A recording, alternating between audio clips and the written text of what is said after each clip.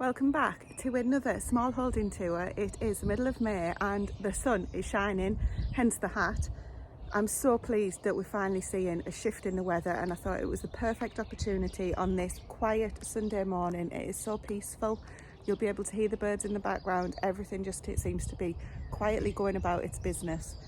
And I just thought it's a perfect opportunity to take you around the Smallholding and see what we've got going on. These videos are a little bit longer than some of my other videos, so if you haven't got a cup of tea or a glass of wine or whatever time of day it is that you're watching this, and whatever your tipple is, then grab one now while we have a walk around. Behind me we have got the greenhouse, the polytunnel and all of our growing areas. This year we are growing everything on this side of the Smallholding. Previously, on the other side of the barn, down towards where the fields are, we have grown all sorts of different things, but it has been a little bit too much for us to maintain whilst we've both been working full time. And let's be honest, the space that we've got is more than enough for a family of 4 to be growing on. I will do a separate video on all of this space, just to try and keep the length of the video down, and it's easier for me from a processing and editing point of view. I thought we'd make a start here in the barn, because last time the barn was full of animals. Now let me show you this time. Not a single animal. That, as I said in one of my recent videos, is not a dead sheep. We've recently just had the sheep sheared. So when you've only got a couple of sheep on a small holding, we'll vary from anywhere. This year we've only got 2 adult sheep. We might have up to 6 to 8 adult sheep and lambs at one time, but it's always a low number in comparison to farmers. So farmers take priority when the shearers are out, and it's that time of year through May, June, July, whenever it might be, that the shearers get really busy. If we get in touch with them then and say, can you come and shear just 1 or 2 sheep, it's not worth their while at all when they've got all of the big amounts to be getting through, literally a full day's worth of work for them, for a lot more money than it'll cost to come and do 1 or 2 of ours. However, we were lucky enough that Stephen's got a contact who said, I'll come and do them again. He did them for us last year. They were absolutely fantastic. He's a lovely chap, and he came along the other night, can't remember, one evening, sheared our sheep, and they are looking a lot happier for it. There was a couple of nights where the temperature dropped after they got sheared, and I was saying to Stephen, oh, we need to bring them in the barn and we need to get them all wrapped up in straw, and Stephen just rolled his eyes at me and said, they'll be fine. And true enough, they were fine. So in the barn at the moment, as well as the sheep wool, what we're doing, we have got the horses, which the reason those stable doors are open is because the horses have actually just gone out into the field. I think we will be leaving them out all the time now, so we'll go down and have a look at them next. But those stable doors are open because we are going to go and clean out their stables and get them prepared for whenever they come in. I'll tell you about the horses when we get down there. We've also got 2 other stables, which one is to house a cockerel that we bring in every night. It's a bit of a problem for us because we have got 3 cockerels on the Smallholding at the moment, which is too many. We do like to have a backup, just in case we've come out some mornings and we've just lost a chicken overnight or a cockerel overnight. And if you've lost one, you obviously can't reproduce, and we do like to be our own suppliers of the chickens. So it is 1 too many. So he comes in on a night at the moment, and Grace puts him out every morning onto the garden and brings him back in on a night, just because it is fox territory, and during the night is, well, we've lost chickens during the day as well as during the night, but to leave him out on a night unprotected is not very fair. And in the other stable, right at the end there, we are still bringing the lambs in every night, which I think we will stop soon now that the weather is picking up. Hopefully it's going to continue, according to the forecast it is, because there was a couple of reasons why we were leaving them out, why we weren't leaving them out on a night.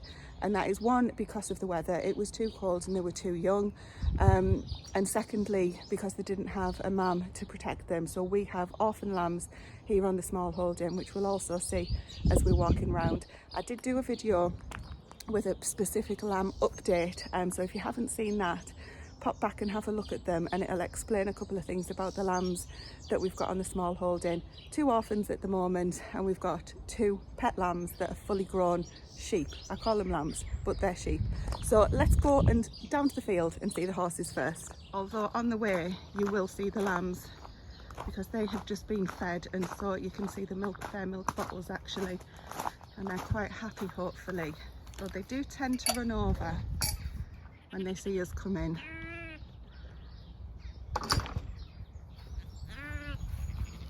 We're supposed to be looking at the horses. We'll come back to the lambs in a moment.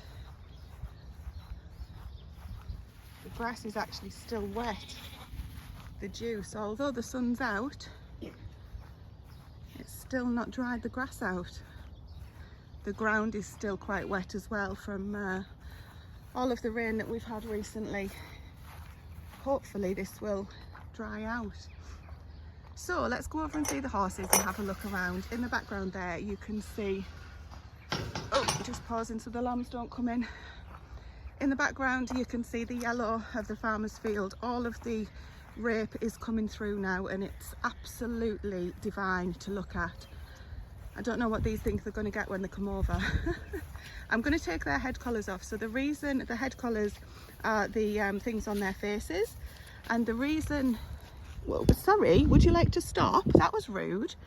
The reason that I've left them on is because when they first come out, I had to stop because she was coming over to me and using me as an itching post. So as I was saying, the reason why their head collars are on is when they first come out, they don't always want to come back in. They want to be out, stay out in the field and play. So they're not easy to catch, and therefore we leave the head collars on, because then at least if you can get near them, you can just grab hold of the head collar and put the lead rope on. And it just makes life a little bit easier, because sometimes you find yourself standing there while they're doing loops of the field saying, you can't catch me, and we can't catch them. No, I'm not trying to catch you. Take this off. Silly sausage. So we've got Sonic's off. We'll go and try and take Lydia's off. She's usually a lot easier than Sonic. Sonic being the pony. So the difference is, people think that the small pony there is just a baby. He's not. Just like humans, you get horses in different shapes and sizes. A horse is the description for an older, bigger animal. I've got Lydia's head collar off there.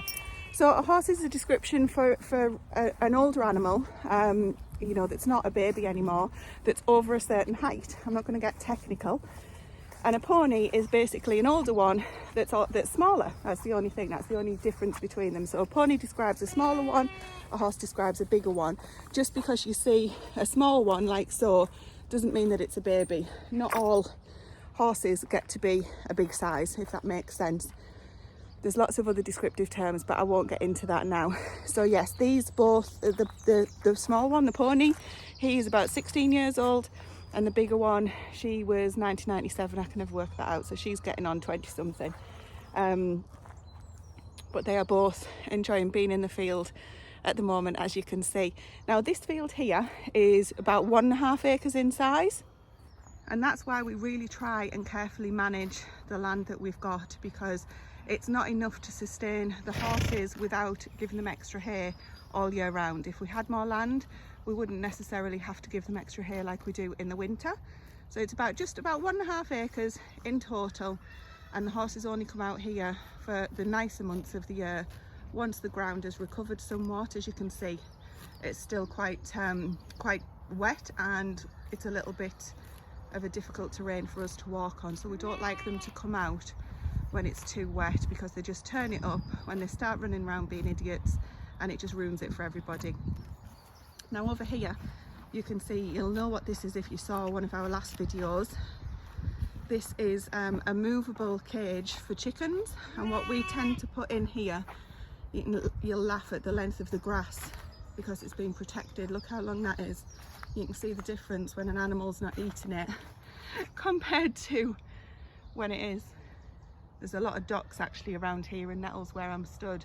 We're thinking about putting the pigs on here next year, because they'll be able to turn this over and kill off all of the weeds naturally, rather than using any pesticides or anything like that, because the rest of the field isn't too bad at all. It's quite nice. So if the pigs could do that for us, that'll be helpful, but we're not too sure yet. We'll make that decision when we need to.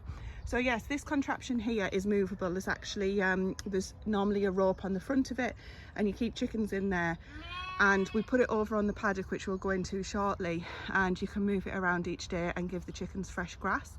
We use this for our meat birds, as we call them. So everything that we raise here on the small holding, apart from the goats and the horses that you've seen, is for the freezer.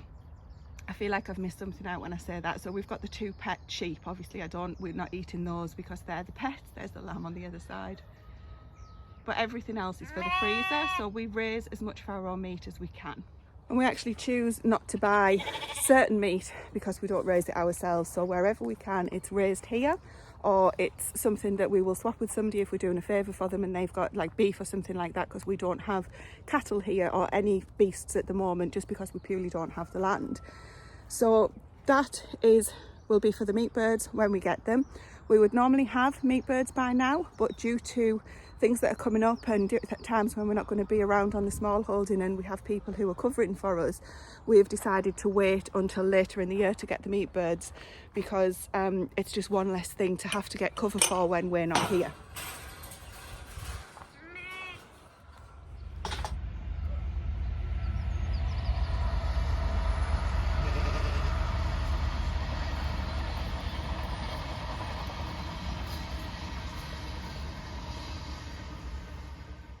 That leads me nicely into what we do without processing our animals. So I won't go into details other than to say we process everything except for the pigs here on the small holding, all in line with government guidelines, etc, etc.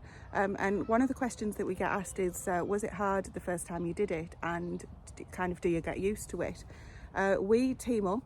Stephen does all of the initial things, the dispatching, etc. Stephen is a butcher, and people think that that means that he's used to doing this, that he's done it as part of his job, which he hasn't. He's actually a butcher. He doesn't work in the abattoir. However, he does do the dispatching, and it's not something that you get used to. It's not something that you ever are okay with seeing, I guess. But yes, it does get easier to deal with because you learn, you give yourself the tools to be able to deal with it, but it's not something that you kind of get used to, or obviously that you enjoy seeing, if that makes sense. It becomes a process, a job, and if you want to feed yourselves and you want to be meat eaters, then it's something that you have to do and you have to learn to work with to be able to feed your family. So otherwise, you know, we would choose not to eat meat, but that's not something, it's not on the cards for us certainly anytime soon. The lambs are having a little play with the ball, so I thought I'd just tell you a little bit about how long we've lived here while you're watching these guys. So we are in our 7th year. We moved in the January 7 years ago, and it was prior to living here, our life was very much lived in a town on a super busy road. Still both worked full-time then, we both work full-time now, unfortunately. That was our decision because we do have a mortgage here, and we often get asked, well, what's the dream? Do you want to make a living from the small holding? And yes, we absolutely do. We've talked about things that we can do to supplement our income, and we do manage to do that on a very small scale. And when I say very small, I'm talking selling eggs and things like that, not Airbnb style. We have looked at doing an Airbnb previously, but again, with working full time, it's not always an option because it's a commitment to do that and to be able to prepare things for people coming, you know, and making sure that we're around when people are here who we don't know. And it's again just not something that we can commit to at the moment. We would like to do that in the future, and we often get asked, why don't you put some glamping pods in your field and let people come in and do the field? Because at the moment it's purely for the animals' enjoyment, and I would not want anybody in here whilst we've got the animals. The horses will be around for a good while yet, hopefully, and then once we don't have horses anymore, we shall see. We'll see what happens then. We do want to get a couple of little steers, so some cows for beef in the future, and we've got plans for that, but certainly not while the horses are around, so that won't be happening anytime soon. Are you watching the horses? So if you've seen my previous video on the lambs, or one of the previous videos on the lambs, you'll know that we've got the 2 lambs here, which is a girl and a boy. They will be raised for the freezer this year, so they are orphans. Sometimes when a sheep has more than 2 lambs, she can't look after them. She's only got 2 teats to give them milk, So you tend to take the the triplet off them, and it's usually the last one born that's sometimes the runt of the litter, and we just get those and raise them on the bottle. So if you are wanting to get into smallholding and have your own lambs, every year farmers will have an excess of orphan lambs, that they need help because it costs so much to raise the lambs. A 20-kilo bag of milk, which you usually go through 1 bag per lamb in our experience, is about £60 at the moment. That has gone up a heck of a lot over the last couple of years and will obviously continue to. So if you think about it, farmers are looking to put in at least £60 per lamb prior to, you know, anything that they're going to get back for them, and that's not, you've got your bedding, your utility costs, the water, all of that on top of that. So if you are wanting to get into smallholding but not breeding necessarily your own lambs, that's an option. To find a farmer, have a look at what lambs he's got, have a look at how they're kept, etc. If you're happy with that, make him an offer. He will gladly take. He'll just, essentially, they usually just want to cover the costs that it's cost them to raise the lamb to whatever age it is that you take them. You can take them from day old, you can take them from a few weeks. Ours now, Maggie, the black-faced one at the back there, she was 3 weeks when we got her, and there's a story behind that. We would have got a younger if we needed to. So something to consider if that's something that's on your radar. You don't always have to breed yourself. The other thing that you can do, if you don't have a small holding but you are wanting to kind of have the best raised meat that you can as cheap as possible, because let's face it, the cost of everything is just going through the roof, is getting in touch with a butcher and finding out where they get their meat from. If they don't raise it in a farm shop and they don't raise it on site, you can say to them, where do you buy your meat in from? And you can go direct to that supplier and say, can I have half a lamb? Can I have a quarter, you know, or certain cuts or whatever? If it's certain cuts, you're better off getting them from the butcher. But in our experience, we've actually been to where the butchers buy their meat in from if they don't raise it on at the actual farm, at the farm shop. And we've just bought from there half a pig and just done it ourselves at home. Of course, it's easy for us to do at home because Stephen's a butcher, but let's be honest, it doesn't matter. If you try doing it yourself, give it a go at butchering your own half a pig or half a lamb, whatever it might be, because it all eats. Even if you get it wrong, it still all eats, and the only person who is going to be judging is yourself. Now in the woods here, we've got the 2 older ones that are very sensible, and they stay in the shadows because it is really picking up temperature wise now. So behind me here, this is where we graze our sheep for the majority of the year.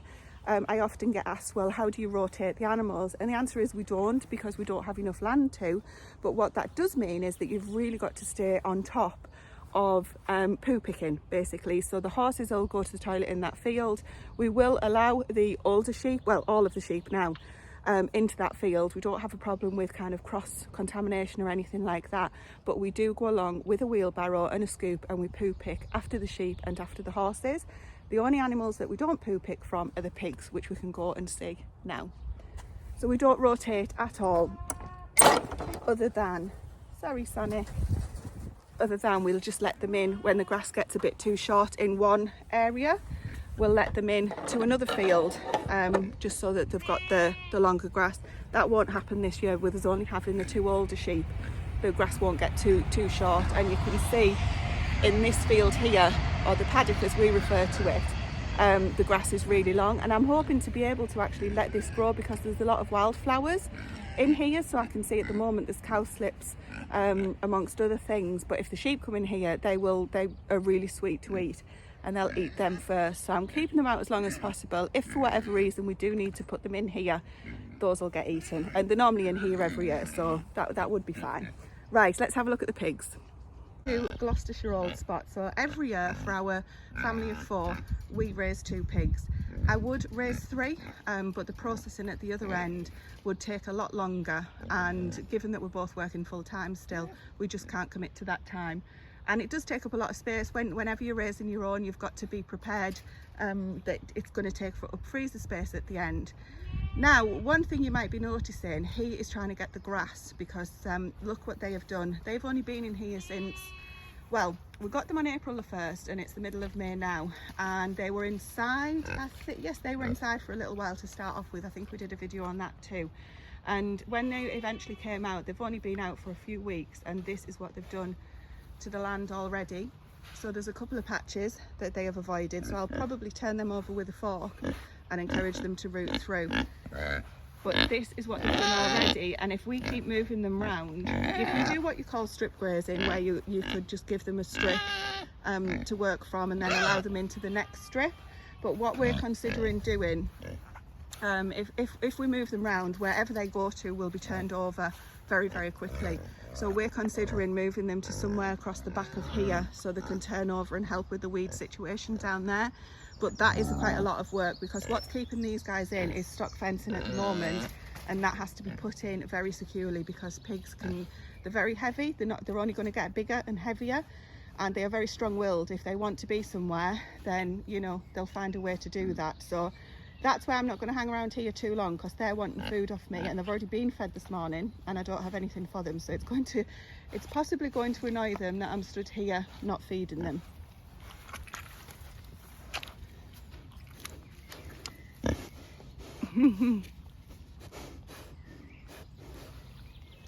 Let's go in the shade and walk up to the ducks now. The ducks are sometimes on this paddock where I am. They've got access to it every day.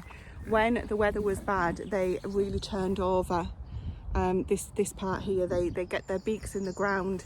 They don't scratch like chickens do, but they get their beaks in the ground and can make quite a mess. Ducks are filthy creatures. Obviously they need access to water. That can just be, we've just got the hard plastic ponds. It doesn't have to be a big extravagant pond. We would like that, but we don't have that. So they do need access to water, but they can make a big old mess, especially around where the water is. Thankfully that's recovering a little bit now. So the ducks that we've got, which you will see in a moment, and I'm hanging back because when they see me they'll also make a right racket, are white, big heavy white breed called Aylesbury.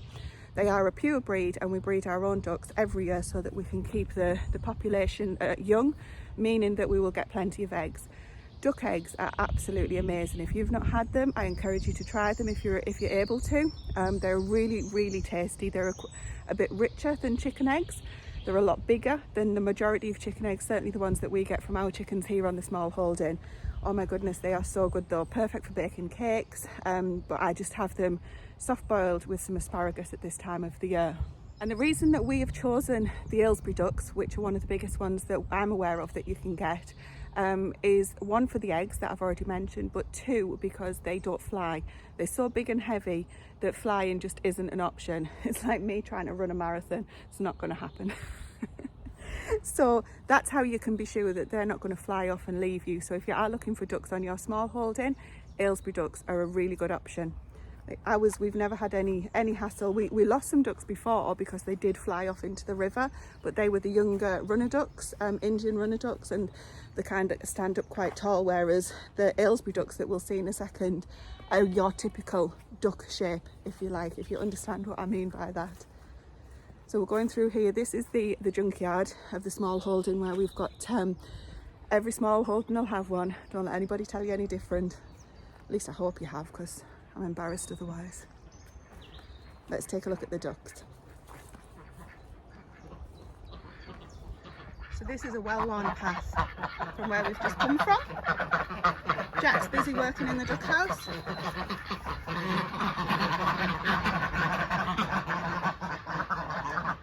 Jack's just cleaning this out a little bit at the moment, because what we tend to do is just add fresh straw on top, but then obviously it gets to the point where the ducks have to climb up into the bed.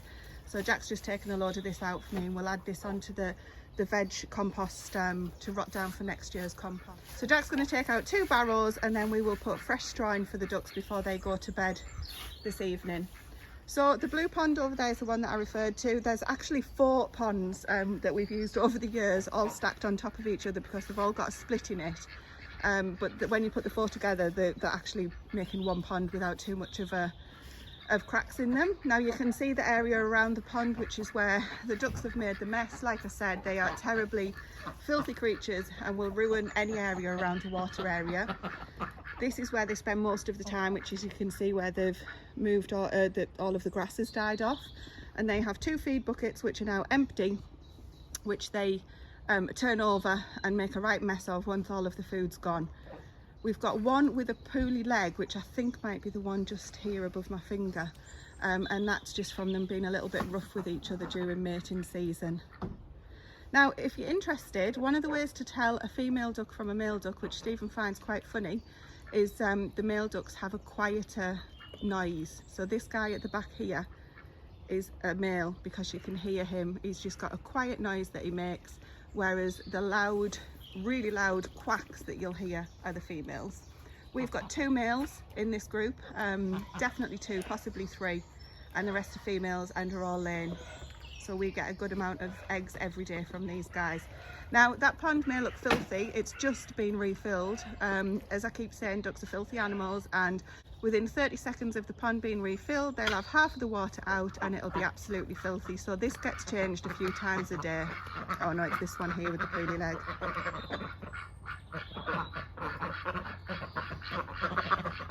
So the area where the ducks are in is what we call the orchard, purely because it's got a few fruit trees in it. So this here behind me is an apple tree, been around longer than we have, that's for sure, and there's a few other trees there as well. Now, over by the barn, which is the way that we came in, the corner of the barn rather, there's a damson tree and a cherry tree. We've never had any cherries off this particular tree because the birds get to them every year. However, I'm fine with that because we've got cherry trees in the big garden, which is where we walk through where the lambs are, and the birds don't seem to know about them yet. So I'm not going to say that too loudly. So we don't mind sharing as long as some's left for us, and if the birds stick to up here, we'll have down there. So all of these trees nearest me are all the fruit trees. In the distance, we've got lots of different types of, there's sycamore and different types of trees over there, which obviously aren't edible, but provide the boundary of the land. So quite happy with those being there. You can see the blossoms are looking really good on these. This is a cooking apple tree. This one here is an eating. I don't know what variety, but they're definitely eating. Much more palatable than the cooking apples.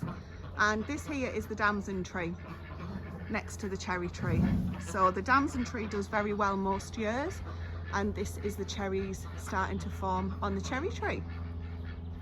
Now, what we walked past on the way to see the ducks is this contraption here, which is at the back of the barn, and we are looking to rehome this to the area next to where the pigs are. So I'll talk more about that in a second. But the birds that are in here are the big Brahma style birds, big heavy feathered birds, but underneath them they're just little sparrow bodies. There's nothing to them, to be quite honest. They're mostly feathers. This guy here is one of the roosters or the cockerels that we talked about. I'll show you the others in just a moment. And he's in here so that he doesn't fight with the other birds, which with the other boys, which if you saw one of my recent videos, we did have a little issue with that. Now, I'm not going to go in there because we have got a broody hen in that chicken coop at the back, and she's laying on some eggs, and they do a fantastic job of raising their own raising their own chicks. So we just leave them to it. I don't really try and take their eggs off them or anything. She sat on them, she's very happy, so we just leave them to it. And what we will do every week, depending on the weather, now that it's drying up, we will come in here and put fresh straw down for them to scratch through, because they obviously don't have grass or anything like that.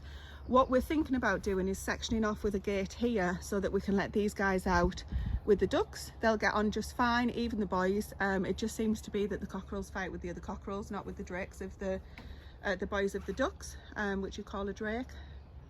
So we'll see how that works out, but at the moment we haven't got that. So the gate I was talking about would go at the end of the muck heaps here across to this this frame, which incidentally used to be a polytunnel, and somebody rang us and said, we're going to get rid of this, do you want it for your chickens? You can cover it in chicken netting and use it as a chicken house, and it's absolutely perfect for us to do that. We are talking about, well, it does need moving because we've got plans for here, which I'll talk to you about now.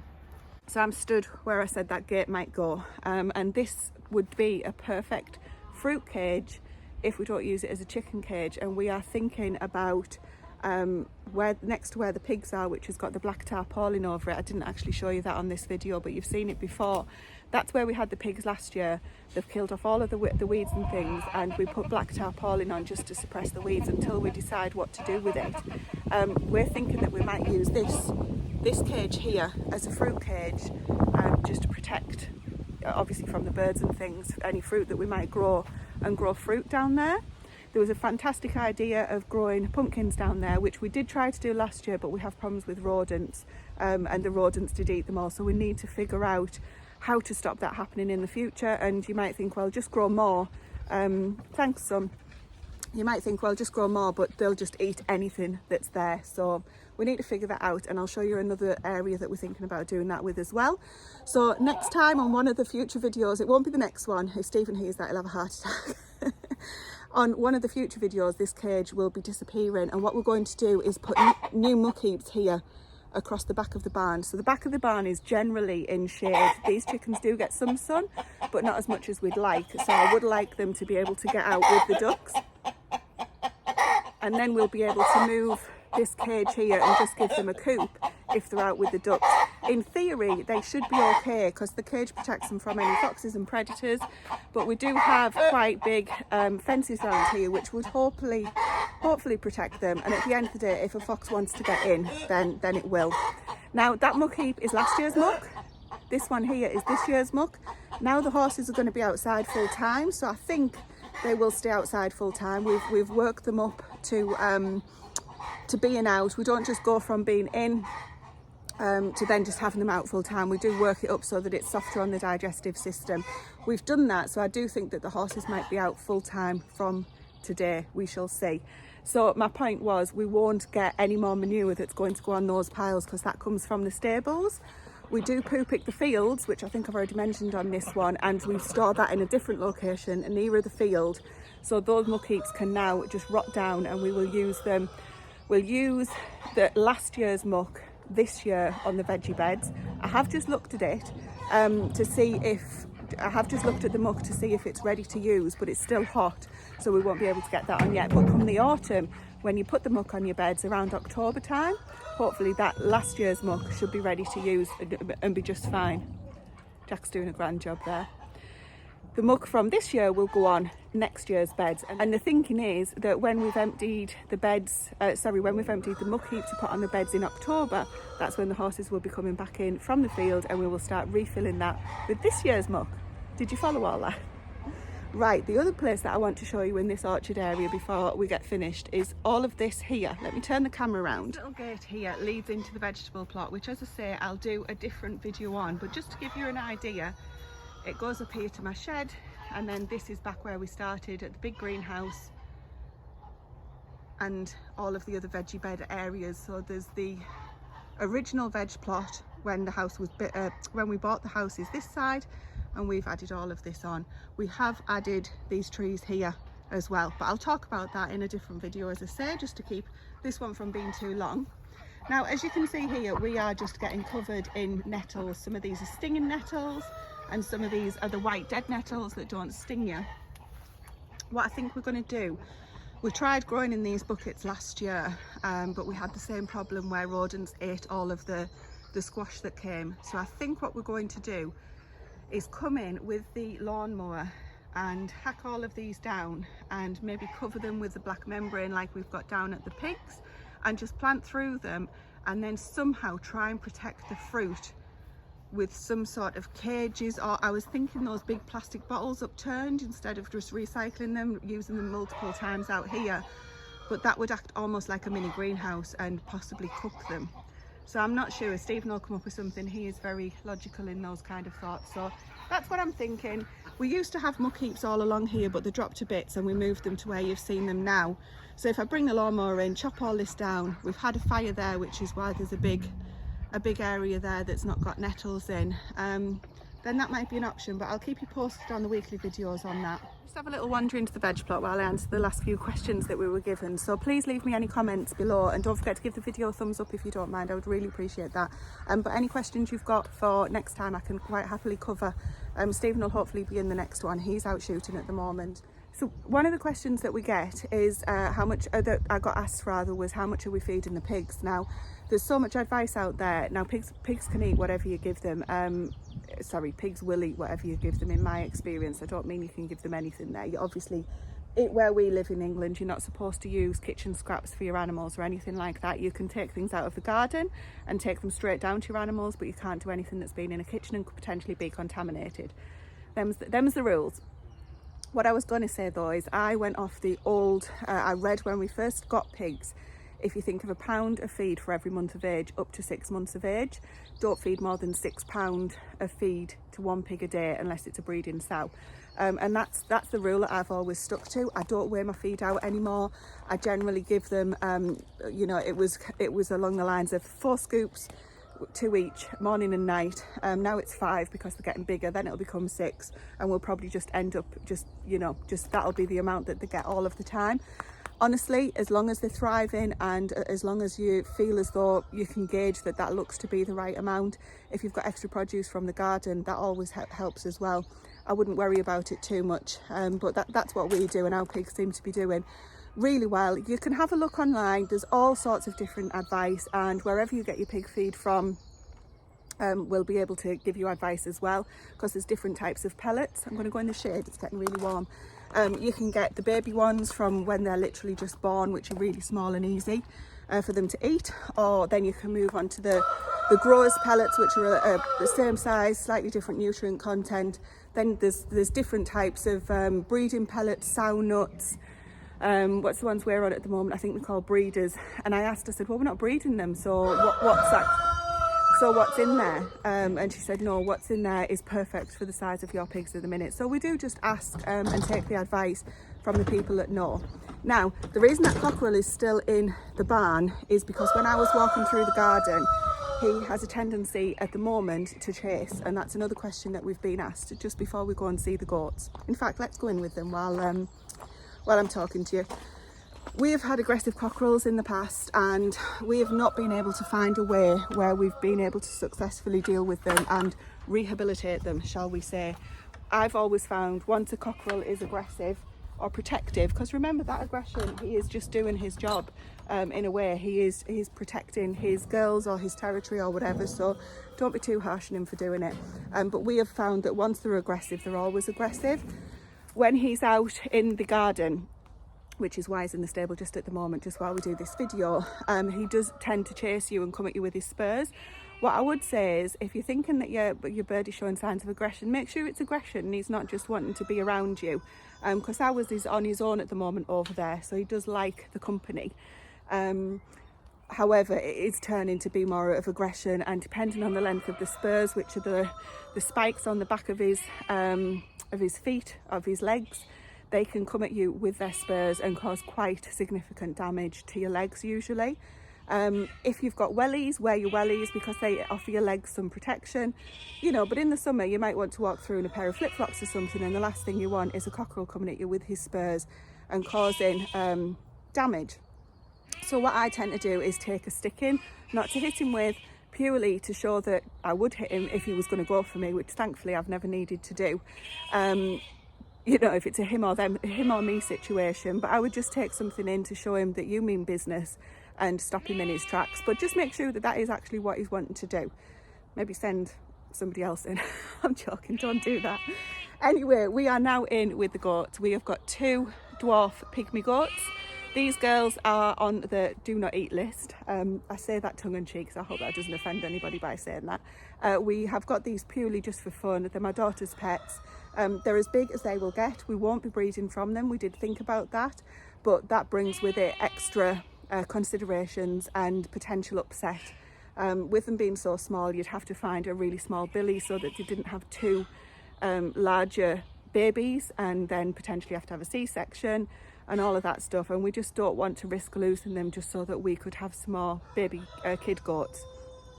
It's not worth it, so we just enjoy having them around. They're both, where's the other one? She's there. So they're in this area at the moment. Let me show you it. So their shed's over here, and it is literally just a shed that Stephen has made. It's got a climbing step up. They sleep on the top. There's straw on the bottom for them to sleep, but they prefer to sleep up at a height. And then there's a brush outside because Grace just cleans it off every day because they are terribly dirty. And all we do is just give them a bit of hay, a bit of straw out here if they want to lay out here, because there's no grass in this area, which they're fine with because they don't actually graze that much. People think that goats will eat anything, but that is not our experience whatsoever. She does jump up, which she's looking to do now. When it rains, the branches of the trees are lower, they're heavier with the weight of the water, and they love it because they can jump up and eat the leaves. But they don't want too many because they get put on weight very, very easily. So that's why I'm pleased that this area is perfect for them without too much grass. And we control the amount of hay that they have, so we come in here on a morning, just put them a small amount of hay on the floor, and we just control their body weight that way. We do have a purpose-built climbing frame for them, which they are often found sleeping on in the sun. They've got amazing balance and just hop around all over the place. If I've got any videos that I can ask Grace to provide, I'll put them in at the very end if you're interested, but they have got amazing balance, and if you sit for too long on one of these stumps, they will jump on your back. One more question I forgot to answer while we're in the shade here is, are the ducks for meat? Yes, they are. So we have the ducks for eggs, and we also raise birds, and I think it's 11 weeks. I can't remember, I'll have to check. But we raise birds for meat as well. So we've got plenty of duck meat in the freezer. We just like a varied amount of meat, and we don't want to put all our eggs in one basket, excuse the pun, of just having one type of meat, because, you know, if you have a bad year, then you don't have anything else that you can rely on. So we do like to vary what we've got. We feed our ducks chicken food. Now that makes some people take in a sharp gasp of breath and say, you shouldn't do that, it's got a medication in it. There's lots of different things on the internet that you can do your own research on, but we feed our ducks and chickens the exact same layers pellets. We do not fork out for the specific duck food that you can buy. There's a duck and goose food that you can buy. It's a lot more expensive, and it certainly was when we last looked. And the same for the crumb as babies, because I believe the chicken food's the one that's got an extra medication in it, and some of them have. So just do your homework on that and do what works best for you. We feed them the same. We feed the babies the same as well, the chicks the same, for hens or chickens as we do for ducklings. So just, yeah, we've never had a problem there. We have had animals that have struggled with different things, but it's never been related to the food. So yeah, just that's our advice, or not advice, experience. Don't do anything I do, always do your own homework. The other thing for the ducks and doing your homework is, if you are raising them for meat birds, for meat, look at the best time to process them, because of the feathers on the ducks are very difficult. The older they get, they become much more difficult to work with, and that's why I would encourage you, if you do have your own ducks for meat, to do them at the appropriate age, if you are wanting to pluck them. So I'm going to let myself out of here now. I think we've covered everything. I didn't really have a plan for this one. It kind of was just a spur of the moment thing. So we are back in the car park, which, if you've not been here before, this area is where we use to turn the horses out in the winter. And it's rather frustrating, because that means that we have a fence, electric fence that goes all the way across there. So now that the horses are out, I've been able to take that down, and I'm not having to climb over it every time I'm trying to get from one place to another, which is, I often have my hands full, and I've been known to take a tumble climbing over the fence. So it's nice to see things changing as we get into the spring and the summer months, now that the sun is finally in the sky and it's finally gracing us with its presence. So I think I'll end that there. If I've missed anything, let me know, and I will do a follow-up video, and we will be in the greenhouse and the veg plot very soon to do a tour of that throughout May. I'm thinking that I'll probably stagger them so that you don't get bombarded too much, but then again, who knows what might happen. So thank you for watching the video. I know it's a bit of a longer video, so if you have given me your time to watch this, I really do appreciate it. We'll be back with another video very soon. Don't forget the thumbs up, and I'm looking forward to hear what you've got to say in the comments below.